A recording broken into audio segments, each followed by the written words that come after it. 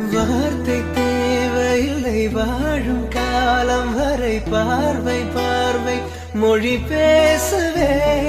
நேற்று தேவையில்லை நாளை தேவையில்லை இன்று இந்த நொடி போதுமே. வேறென்று வித என்று விண்தூவும் மழை என்ற இதயம் இவள் தோட்டம் பூ பூக்குதே. வாலின்றி போரின்றி வலிக்கின்ற யுத்தம் என்று இதயம் இவனுக்குள் என வெல்லுதே.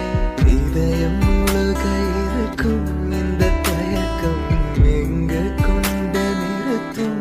இதை அறிய எங்கு கிடைக்கும் விளக்கம்? அது கிடைத்தால் சொல்லவே